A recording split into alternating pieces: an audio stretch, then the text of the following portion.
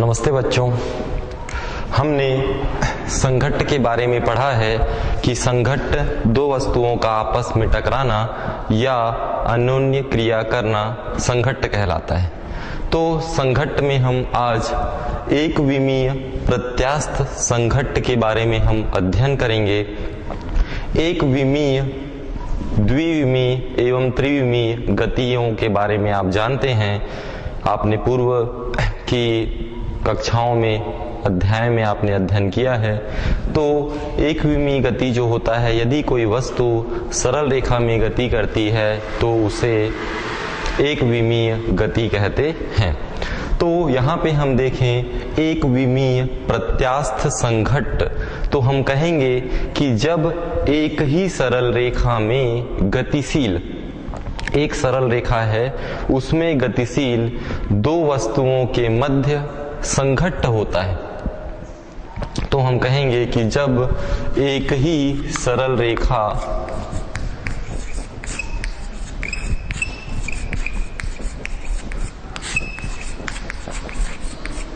में गतिशील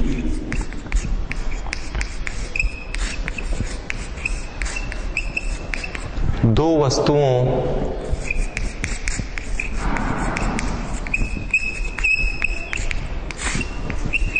के मध्य संघट्ट होता है,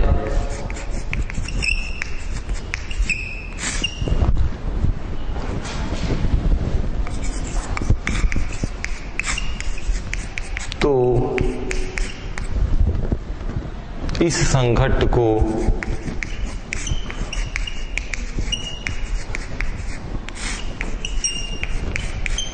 एक विमीय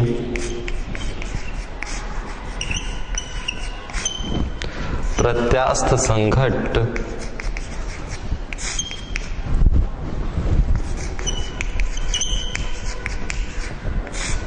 कहते हैं।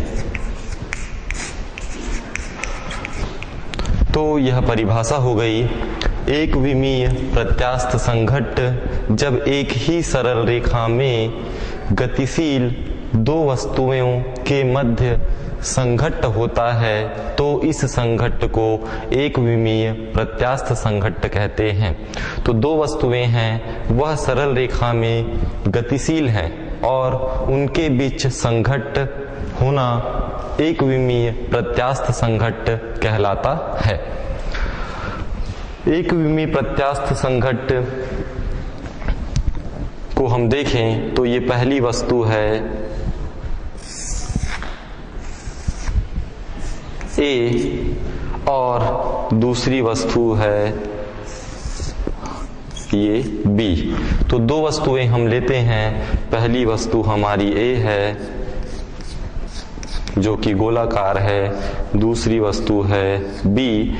तो इस प्रकार से दो वस्तुएं हैं। यदि संघट्ट के पहले यदि हम देखें तो इनका वेग है u1, B का वेग है u2, A का जो द्रव्यमान है यदि वह हो m1 और B का द्रव्यमान हो m2, तो संघट्ट के पहले हम लेते हैं कि माना कि कोई वस्तु A है जिसका द्रव्यमान m1 है, वेग u1 है, दूसरी जो वस्तु है उसका वस्तु है B जिसका द्रव्यमान m2 है, वेग u2 है।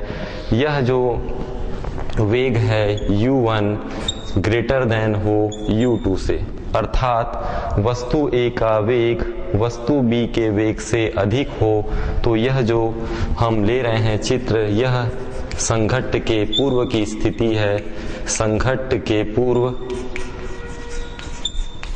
अब जब वस्तुएं, ये जो वस्तुएं हैं सरल रेखा में गति करेंगी, तो संघट्ट के पश्चात इनके वेग में क्या परिवर्तन होगा देखें। तो संघट्ट के पश्चात हम देखेंगे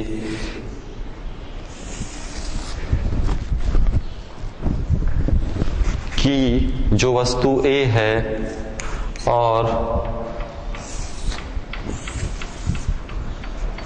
वस्तु B है, A का द्रव्यमान m1 है, B का द्रव्यमान m2 है। संघट्ट के पश्चात, टकराने के पश्चात इनके वेग में परिवर्तन होगा। वस्तु A का जो वेग है u1 से, वह v1 वेग से गति करेगा, और जो B है इसके वेग में भी परिवर्तन होगा और यह v2 वेग से गति करने लगेगा। तो हम कहेंगे कि संघट्ट के पश्चात वेग में परिवर्तन होता है, तो यह संघट्ट के पूर्व की स्थिति है, यह संघट्ट के बाद की स्थिति है। तो इस प्रकार से इन दोनों वस्तुओं में हम एक विमीय प्रत्यास्थ संघट्ट कराएं तो इनके वेग में परिवर्तन या वेग में u1 से v1 और u2 से v2 हो जाता है। तो यह जो स्थिति है संघट्ट के पूर्व की स्थिति है। जैसे ही आपस में टकराएंगे, जब टकराएंगे तो इनमें एक विमीय प्रत्यास्थ संघट्ट की घटना होगी और वेग में परिवर्तन होगा। तो आप जानते हैं कि संघट्ट जो है, यहाँ पे देख रहे हैं नाम से स्पष्ट है, एक विमीय प्रत्यास्थ संघट्ट। तो जो संघट्ट है वह प्रत्यास्थ है। तो आप जानते हैं कि संघट्ट जब पूर्णतः प्रत्यास्थ होता है तो निकाय का संवेग और गतिज ऊर्जा दोनों संरक्षित रहती है। तो हम एक विमीय प्रत्यास्थ संघट्ट के लिए व्यंजक की स्थापना करें कि इनके मध्य क्या क्या हम व्यंजक उत्पन्न कर सकते हैं। तो सर्वप्रथम हम देखें कि संघट्ट यहाँ पे देखें तो पूर्णतः प्रत्यास्थ संघट्ट है। तो हम कहेंगे संघट्ट पूर्णतः प्रत्यास्थ है।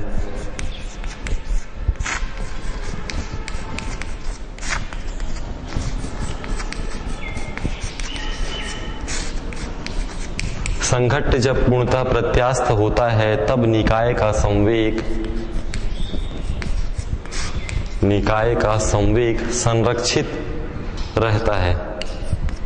निकाय का संवेग संरक्षित रहता है। तो निकाय का संवेग संरक्षित रहता है। तो संघट्ट के पूर्व जो संवेग है वह संघट्ट के बाद का जो कुल संवेग है उनके आपस में बराबर होगा। तो हम कहेंगे कि संघट्ट के पूर्व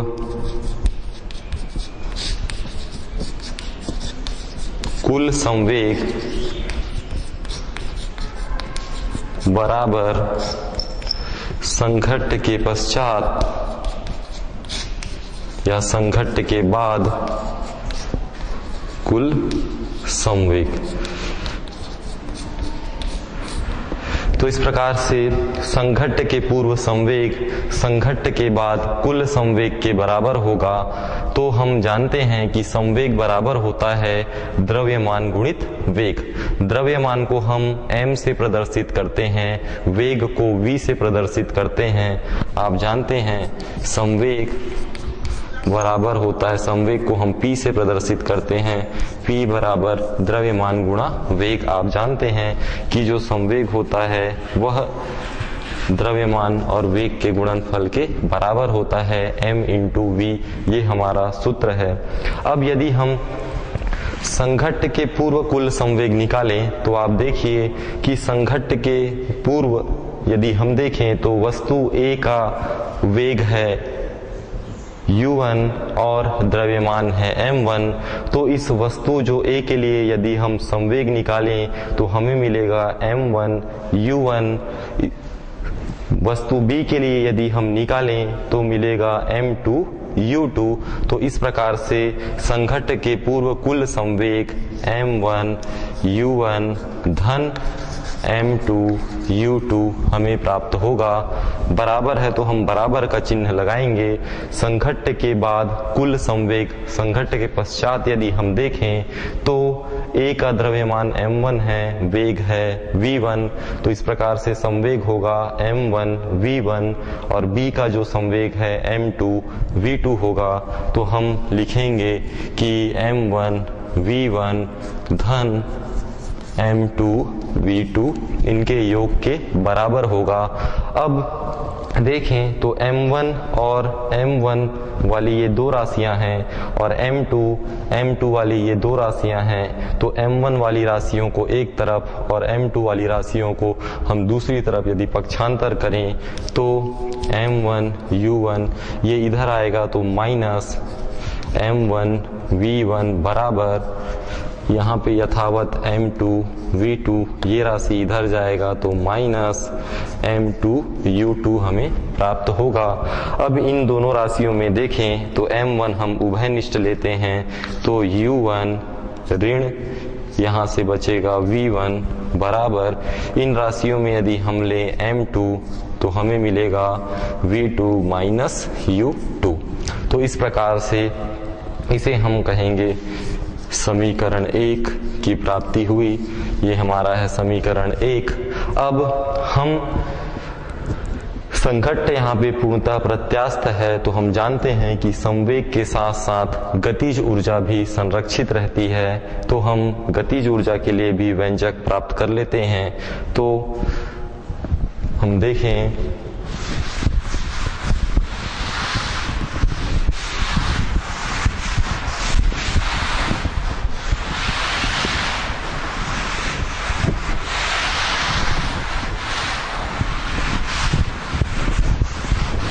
तो हमारा जो समीकरण 1 है हम उसे लिख लेते हैं M1 U1 माइनस V1 बराबर M2 V2 माइनस U2। इसे हम लिख लेते हैं पुनः समीकरण 1।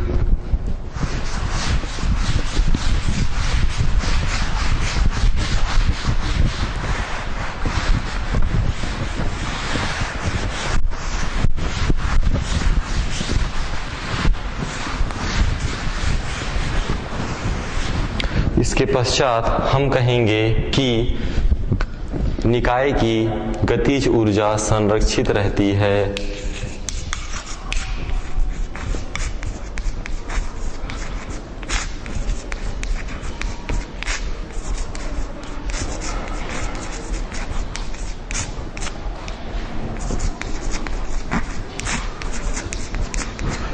निकाय की जो गतिज ऊर्जा है वह संरक्षित होगी क्योंकि संघट्ट जो है वह प्रत्यास्थ संघट्ट है। तो हम कहेंगे कि संघट्ट के पूर्व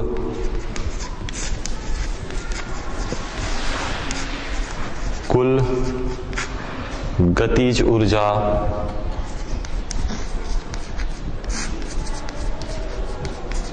बराबर संघट्ट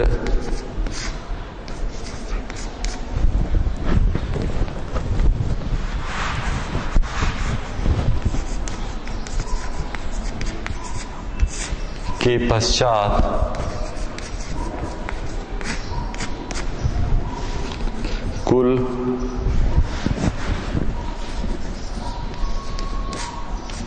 गतिज ऊर्जा। तो आप जानते हैं कि गतिज ऊर्जा जिसे हम काइनेटिक एनर्जी कहते हैं, गतिज ऊर्जा बराबर आप जानते हैं सूत्र होता है 1/2 mv²। ये आप जानते हैं। तो संघट्ट के पूर्व कुल गतिज ऊर्जा हम निकालें तो देखिए वस्तु A का द्रव्यमान m1 है और वेग है u1 तो हमें मिलेगा 1/2 m1 v1 का वर्ग। इसी प्रकार से देखें तो द्रव्यमान है m2 और u2 हम मान रखेंगे तो 1/2 m के स्थान पे m2 और v के स्थान पे u2 तो हमें मिलेगा इसे ये यहाँ पे आप u1 कीजिए। देखिए A का जो द्रव्यमान है वो m1 है और u1 है तो हम लिखेंगे 1/2 m1 u1 का वर्ग धन हम लिखेंगे 1/2 m2 u2 का वर्ग। तो वेग u1 है और u2 है, द्रव्यमान m1 है और m2 तो हम इस प्रकार से लिखेंगे संवेग कुल संवेग। उसी प्रकार से हम संघट्ट के पश्चात कुल गतिज ऊर्जा निकालें तो देखिए m1 v1 और m2 v2 है, तो हम लिखेंगे 1/2 m1 v1 का वर्ग धन 1/2 m2 v2 का वर्ग। तो हमने गतिज ऊर्जा के सूत्र में हमने मान रखा, तो हम यहाँ निकाल रहे हैं गतिज ऊर्जा संघट्ट के पूर्व कुल गतिज ऊर्जा बराबर संघट्ट के पश्चात कुल गतिज ऊर्जा। अब यहाँ पे हम m1 वाली राशियों को एक तरफ और m2 वाली राशियों को दूसरी तरफ ले जाएं तो हमें मिलेगा 1/2 m1 u1 स्क्वायर, ऋण इधर आएगा 1/2 m1 v1 स्क्वायर बराबर 1/2 m2 v2 स्क्वायर, ये इस पार पक्षांतर होगा ऋण 1/2 m2 u2 का वर्ग या स्क्वायर। इन दोनों से देखें तो 1/2 उभयनिष्ठ और साथ में हम m1 उभयनिष्ठ ले सकते हैं, u1 का वर्ग ऋण v1 का वर्ग बराबर, इनसे भी हम 1/2 और m2 उभयनिष्ठ लें तो v2 का वर्ग ऋण u2 का वर्ग हमें प्राप्त होगा। दोनों पक्षों में देखें तो 1/2 आपस में कैंसिल हो जाएंगी, समान राशियां हैं, तो इस प्रकार से हमें प्राप्त होगा m1 u1 का वर्ग ऋण v1 का वर्ग बराबर m2 v2 का वर्ग ऋण u2 का वर्ग। तो इसे हम दे देंगे समीकरण 2। तो इस प्रकार से यह जो प्राप्त समीकरण है इसे हम समीकरण 2 कहेंगे। अब समीकरण 2 में समीकरण 1 का भाग देने पर, तो हम देखें कि समीकरण 2 में हम समीकरण 1 को भाग दे दें तो क्या मिलेगा।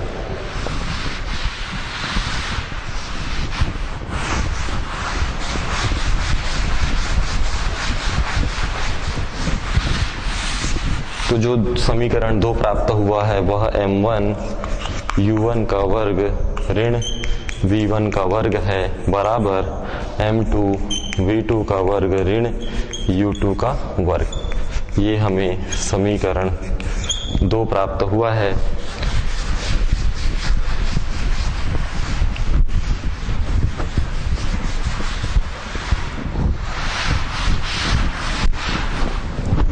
समीकरण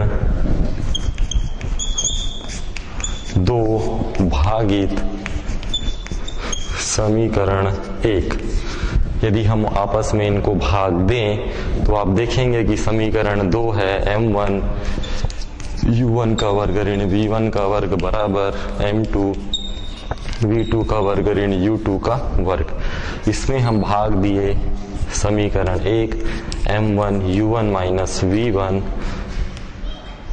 बराबर, हमने चूंकि लगा लिया है ये हो गया बराबर, और m2 v2 माइनस u2।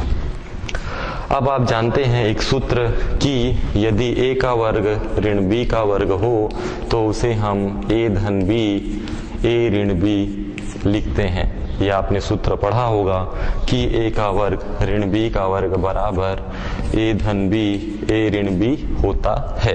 तो देखिए यहाँ पे u1 का वर्ग ऋण v1 का वर्ग है, तो इसे हम लिखेंगे m1, इसे लिखेंगे पहले हम u1 प्लस v1 और इसके पश्चात लिखेंगे u1 माइनस v1 बटे m1 u1 माइनस v1। इसी प्रकार से इधर हम देखिए ये दोनों हम इसे लिखेंगे v2 प्लस u2 और v2 माइनस u2 अपॉन में m2 और v2 माइनस u2। तो इस प्रकार देखिए कि m1 से m1 कैंसिल हो जाएगा, u1 माइनस v1 से u1 माइनस v1, इस प्रकार से शेष बचेगा u1 प्लस v1 बराबर, यहाँ देखें तो m1 m2 और v2 माइनस u2 से v2 माइनस u2 कैंसिल हो जाएगा, तो यहाँ बचेगा v2 प्लस u2। अब u1 वाली जो राशियां हैं उनको हम u1 u2 वाली राशि को हम पक्षांतर करें तो u1 माइनस u2 बराबर हम देखें तो v2 माइनस इस प्रकार भेजें तो v2 माइनस v1 हमें प्राप्त होगा। तो u वाली जो राशियां हैं उनको एक तरफ और v वाली राशियों को हम दूसरी तरफ ले जाएं तो u1 माइनस u2 बराबर v2 माइनस v1 प्राप्त होगा। इस प्रकार हम कहेंगे कि पास आने का आपेक्षिक वेग बराबर दूर जाने का आपेक्षिक वेग होगा। पास आने का आपेक्षिक वेग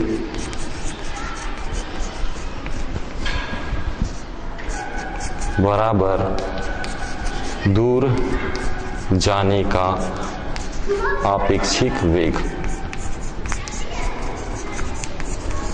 तो पास आने का आपेक्षिक वेग बराबर होगा दूर जाने के आपेक्षिक वेग के।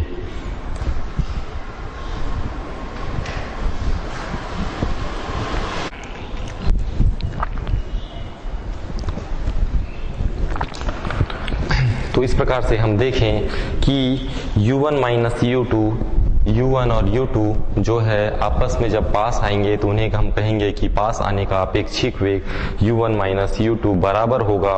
जब वह दूर जा रहे हैं तो दूर जाने के अपेक्षिक वेग के बराबर होता है। इसे हम देंगे समीकरण 3। तो इस प्रकार से हम कहेंगे कि पास आने का जब एक विमीय प्रत्यास्थ संघट्ट होता है तो जो दो वस्तुएं हैं उनके पास आने का अपेक्षिक वेग उन वस्तुओं के दूर जाने के अपेक्षिक वेग के बराबर होता है, अर्थात u1 माइनस u2 बराबर v2 माइनस v1।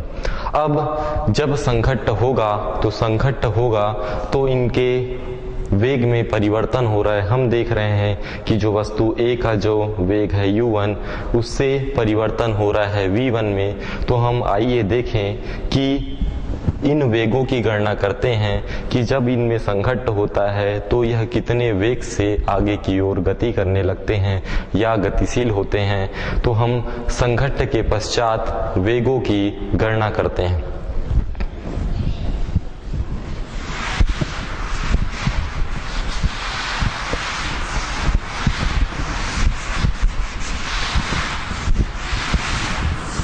तो हमारा समीकरण 3 हमें प्राप्त हुआ है, वह है u1 माइनस u2 बराबर v2 माइनस v1। ये है हमारा समीकरण 3, इसे हम लिख लेंगे। इसके पश्चात हम वेगों की गणना करते हैं, अर्थात v1 का मान और v2 का मान हम निकालेंगे। v1 जो वस्तु A है वह किस वेग से गति करेगी और v2 जो वस्तु है वह किस वेग से गति करेगी। तो हम लिखेंगे संघट्ट के पश्चात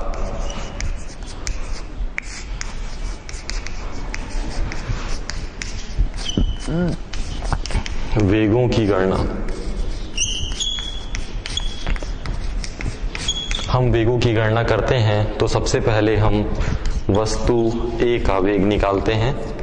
वस्तु A का वेग यदि हम निकालें तो हमने समीकरण 3 यदि देखें तो समीकरण 3 से समीकरण 3 है हमारा u1 माइनस u2 बराबर v2 माइनस v1। ये हमारा है समीकरण 3। इस समीकरण 3 से यदि हम v2 का मान निकालें तो v1 को हमें पक्षांतर करना पड़ेगा। तो हमें मिलेगा v2 बराबर u1 माइनस u2 और ये माइनस v1 है, पक्षांतर होकर प्लस v1 हो जाएगा।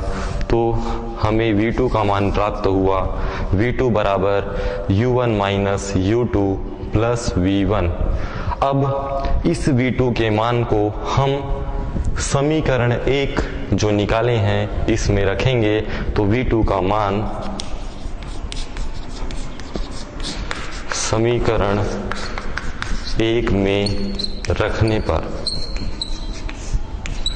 यदि आप समीकरण 1 में रखेंगे तो देखिए समीकरण 1 है m1 u1 माइनस v1 बराबर m2 v2 माइनस u2। ये हमारा है समीकरण 1। इस समीकरण में हम मान रख देंगे, तो जहां पे v2 है वहीं पे रखेंगे, तो हमारा ये v2 है, तो हम लिखेंगे m1 u1 माइनस v1 बराबर m2 v2 का मान रखेंगे u1 minus u2 plus v1 और माइनस u2। अब इसे हम हल करें तो m1 का अंदर गुणा करें तो हमें मिलेगा m1 u1 minus m1 v1 बराबर m2 u1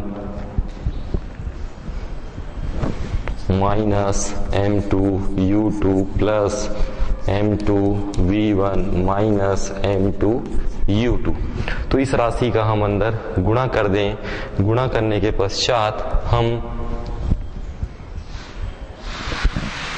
देखें तो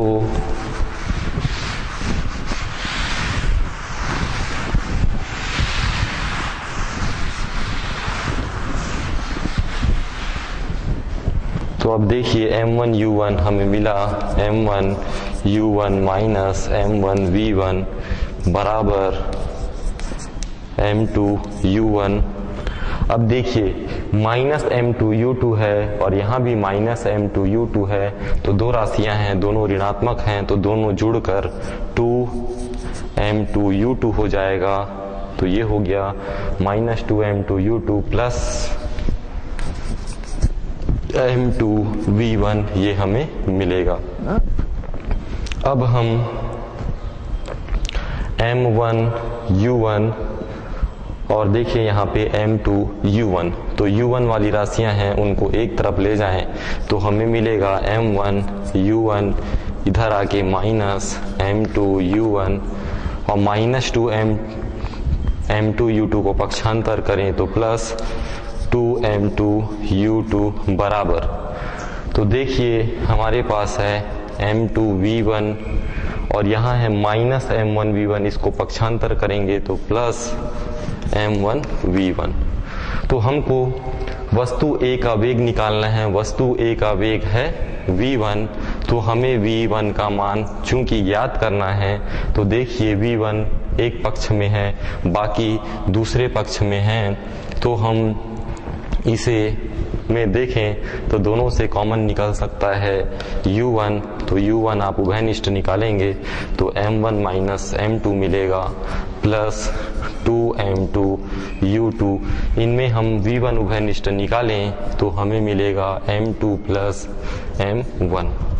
अब हमें v1 का मान ज्ञात करना है, तो v1 का मान ज्ञात करना है तो इसे हमें नीचे लाना पड़ेगा।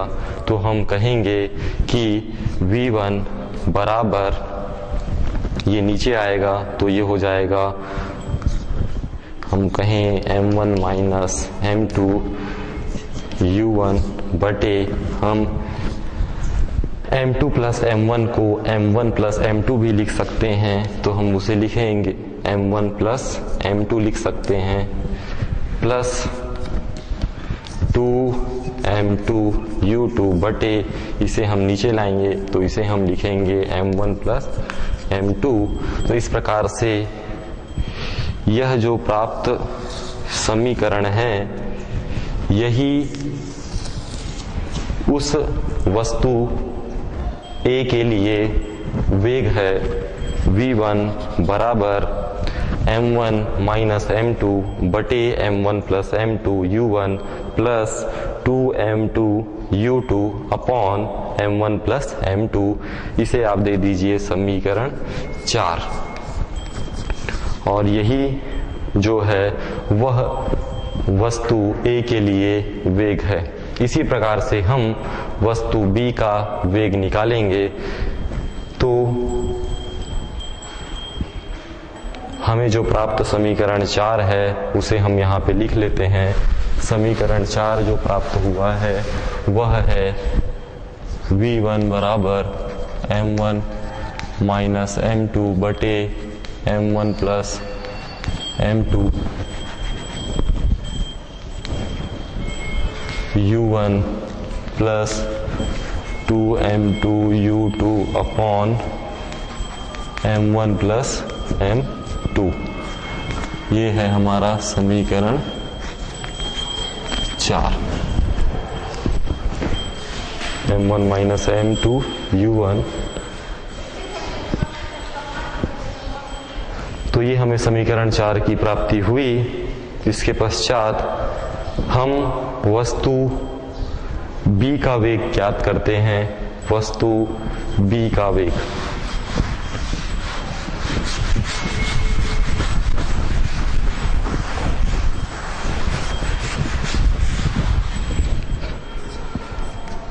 तो वस्तु b का वेग जो है वह है v2 और v2 का मान हम ज्ञात करेंगे।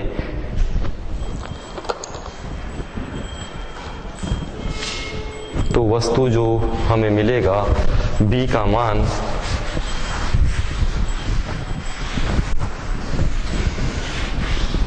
तो v2 का मान हम ज्ञात करेंगे। तो इसके लिए हम पुनः समीकरण 3 लेंगे। समीकरण 3 से हम चूंकि v2 का मान ज्ञात करना है तो हम समीकरण 3 से v1 का मान निकालेंगे। तो ये ऋण v1 है, इसे हम पक्षांतर करेंगे। तो v1 बराबर हमें मिलेगा v2 माइनस u1 और प्लस u2। तो v1 बराबर v2 minus u1 plus u2 प्राप्त हुआ। इसे हम समीकरण 1 में रखेंगे। तो हम लिखेंगे v1 का मान समीकरण 1 में रखने पर। तो समीकरण 1 में आप रखेंगे, ये आपका समीकरण 1 है, उसमें v1 इसके स्थान पे रखेंगे तो आपको मिलेगा m1 u1 minus v1। v1 का मान आप रख रहे हैं v2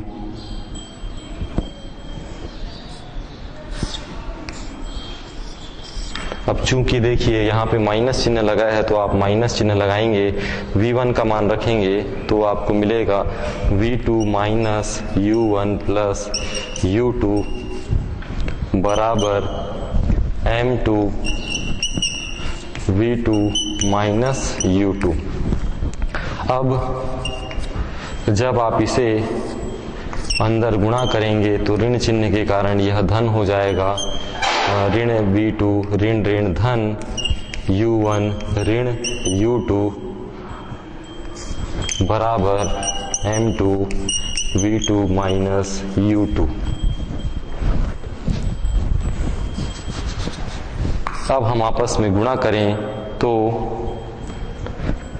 गुणा करने के पहले यदि आप देखें तो यहाँ पे जो राशि है वह u1 चलिए पहले गुणा कर दीजिए।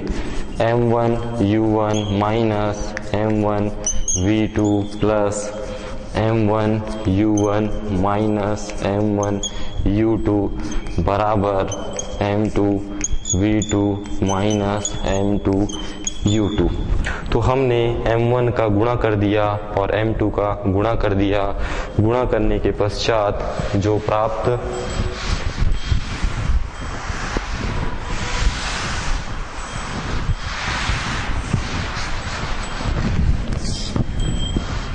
राशि आप देखेंगे कि यहाँ पे m1 u1 है और m1 u1 है, तो दो बार है तो 2 m1 u1 हमें मिला और माइनस m1 v2 ये प्राप्त हुआ और माइनस m1 u2 बराबर हमें मिला m2 v2 ऋण m2 u2। अब हमें वस्तु b का वेग निकालना है। तो जो वस्तु b है उसका वेग है v2। तो हम v2 को एक तरफ ले जाते हैं तो देखिए कि है m2 v2 और यहाँ पे है m1 v2। तो इसे हम पक्षांतर करेंगे और यहाँ से m2 u2 को इधर लाएं तो हमें प्राप्त होगा 2m1 u1 minus m1 u2 ये पक्षांतर किए तो प्लस m2u2 बराबर m2v2 और माइनस m1v2 को पक्षांतर करेंगे तो प्लस m1v2 की प्राप्ति होगी। इसके पश्चात हम देखें तो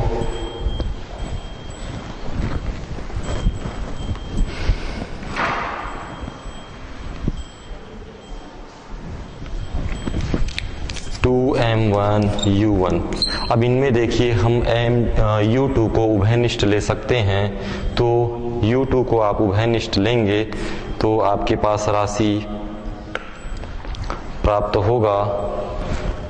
यदि हम इसे माइनस लेंगे तो ये हो जाएगा m1 और प्लस माइनस माइनस हो जाएगा m2 और u2। इनसे हम v2 उभयनिष्ठ निकालेंगे तो हमारे पास बचेगा m2 प्लस m1। तो हम v2 का मान निकालें तो v2 बराबर 2m1u1 बटे m1 प्लस m2 हम लिख सकते हैं m1 plus m2 minus m1 minus m2 बटे में हम लिखेंगे m1 plus m2 into u2। तो इस प्रकार से यह जो प्राप्त समीकरण है यह वस्तु B का वेग होगा।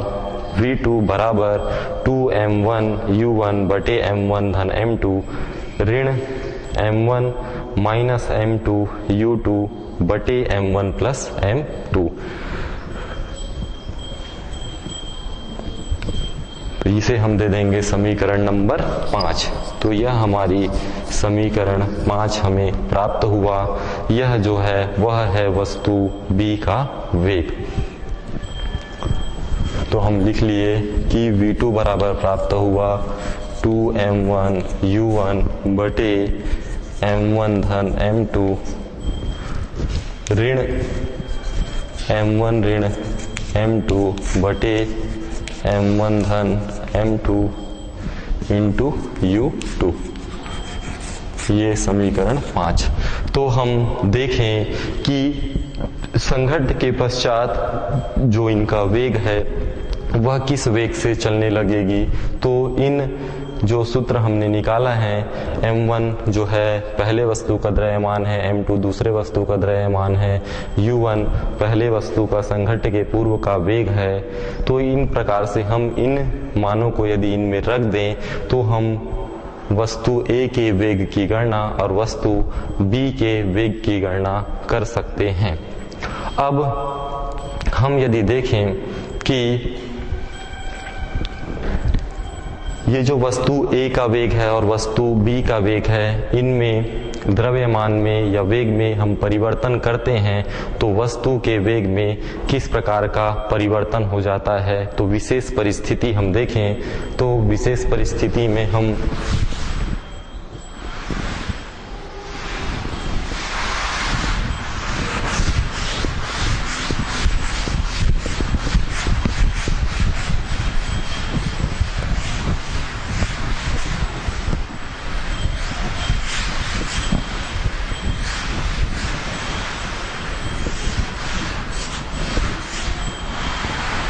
तो समीकरण हमने ये निकाला था m1 u1 माइनस v1, ये हमारा समीकरण 1 था। समीकरण 2 आपने निकाला है कि m1 u1 का वर्ग ऋण v1 का वर्ग, और आपने निकाला था u1 माइनस u2 बराबर v2 माइनस v1। ये आपने निकाला है समीकरण 1, समीकरण 2, समीकरण 3। u1 माइनस u2 बराबर v2 माइनस v1, समीकरण 4 और समीकरण 5। अब विशेष परिस्थितियां देखते हैं विशेष परिस्थितियां।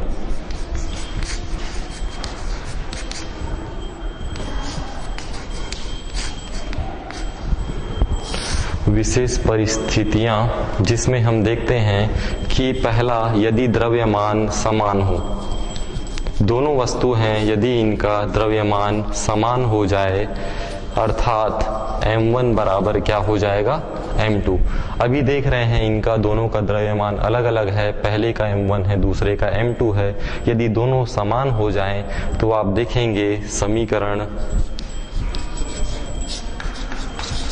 4 से यदि हम देखें तो वेग में क्या परिवर्तन होगा। यदि दोनों बराबर हो जाते हैं अर्थात m1 बराबर m2, तो यहाँ m2 मान रखेंगे तो m2 माइनस m2 ये पूरा पद 0 हो जाएगा।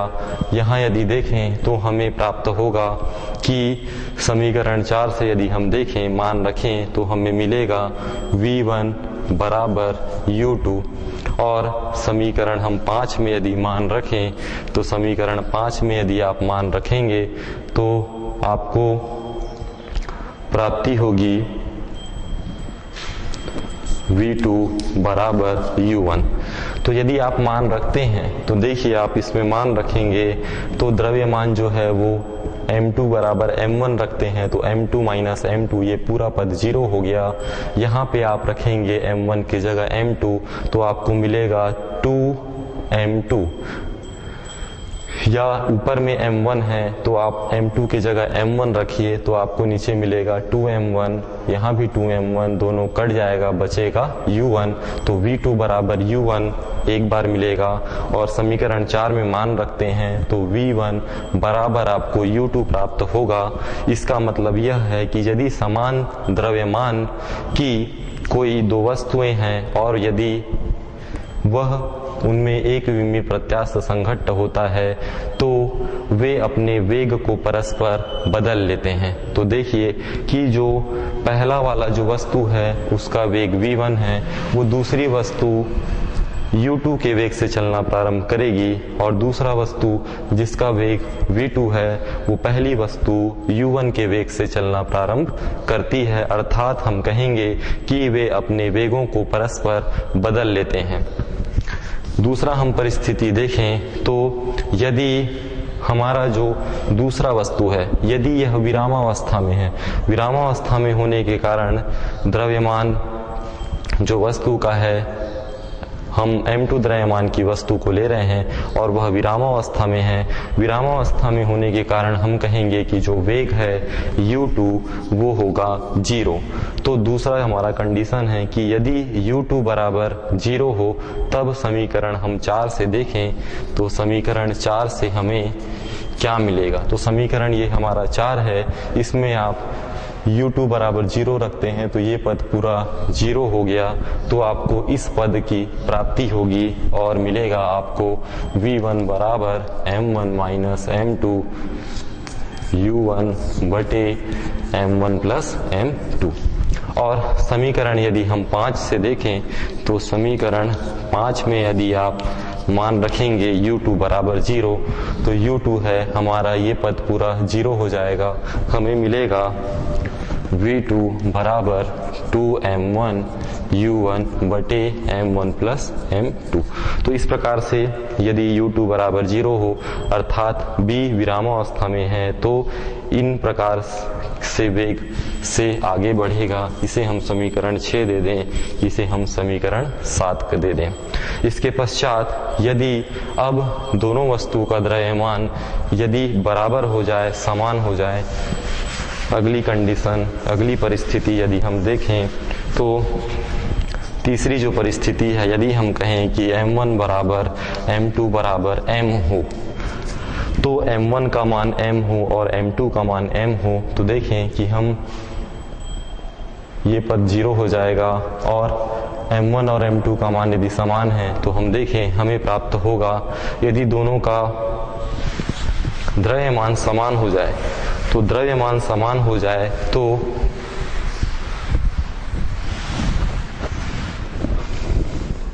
यहाँ पे देखिए हम समीकरण 1 से कि द्रव्यमान यदि समान हो जाए, m1 m2 बराबर m हो जाए तो दोनों पक्षों में m बराबर होगा, m से m कट जाएगा। और यदि आप हल करेंगे तो आपको मिलेगा कि v1 बराबर 0 और आपको मिलेगा v2 बराबर u1। तो इस प्रकार से यदि द्रव्यमान m के बराबर हो जाता है तो वेग जो है वस्तु A का संघट्ट के पश्चात वह 0 हो जाएगा और V2 बराबर हो जाएगा U1, अर्थात समान द्रव्यमान की दो वस्तुओं के मध्य प्रत्यास्थ संघट्ट होता है। तो दूसरी वस्तु विरामावस्था में है तो संघट्ट के पश्चात पहली वस्तु विरामावस्था में आ जाती है और दूसरी जो वस्तु है वह पहली वस्तु के वेग u1 से चलना प्रारंभ कर देती है। इस प्रकार से हम कहेंगे कि यहाँ पे गतिज ऊर्जा का स्थानांतरण होता है। इसके पश्चात चौथी स्थिति हम यदि देखें वह होगी यदि B का द्रव्यमान m2 है, A का द्रव्यमान m1 हो, अर्थात m2 very less than m1 हो, m2 का मान अधिक हो m1 से, तो समीकरण हमने 6 निकाला था। तो समीकरण 6 से आप देखें तो समीकरण 6 में आप मान रखेंगे तो आपको मिलेगा V1 बराबर U1, और समीकरण 7 से आप मान रखेंगे तो समीकरण 7 में आप मान रखिएगा तो आपको मिलेगा V2 बराबर 2U1। तो इस प्रकार से देखें कि यदि एक दूसरे का द्रव्यमान B का द्रव्यमान m2 है, A का द्रव्यमान m1 है, तो यदि B जो वस्तु है वह अधिक, m2 का जो द्रव्यमान है वह कम है, m1 का द्रव्यमान अधिक है, तो इस कंडीशन में भारी वस्तु यदि स्थिर है, हल्की वस्तु से टकराती है, तो भारी वस्तु किसी हल्की स्थिर वस्तु से टकराती है तो भारी वस्तु जो है उसी वेग से चलना प्रारंभ करती है, किंतु हल्की वस्तु उसके दुगने वेग से चलना प्रारंभ करती है। तो देखिए V1 बराबर U1 प्राप्त हुआ, V2 बराबर 2U1 प्राप्त हुआ।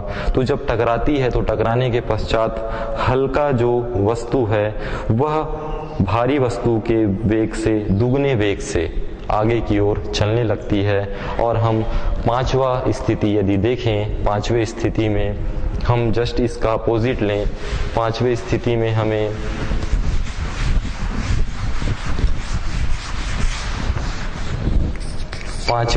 में हमें मिलेगा कि यदि m1 का मान m2 से कम हो, अर्थात जो वस्तु B है उसका द्रव्यमान अधिक हो, पहले वस्तु A का द्रव्यमान कम हो।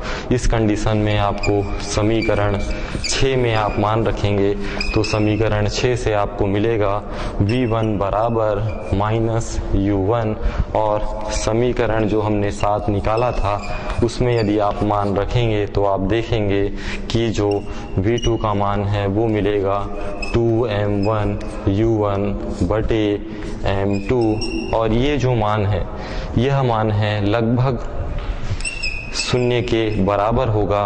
क्यों? क्योंकि हम ले रहे हैं m1 very less than m2, अर्थात हम ये कहेंगे कि हल्की जो वस्तु है भारी वस्तु से यदि टकराती है तो हल्की वस्तु जब भारी वस्तु से टकराती है तो उसी वेग से, अब देखिए ऋण चिन्ह है, ऋणात्मक होने के कारण वह उसी वेग से विपरीत दिशा में चलना प्रारंभ करती है, जबकि भारी वस्तु अपनी स्थान पे स्थिर रहती है।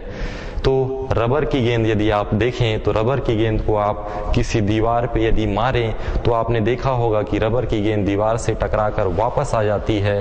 तो हल्की वस्तु को जब हम भारी वस्तु से टकराते हैं तो विपरीत दिशा में उसी दिशा में वापस आ जाती है। तो यह जो है रबर की गेंद का दीवार से टकराना, इसका यह उदाहरण है।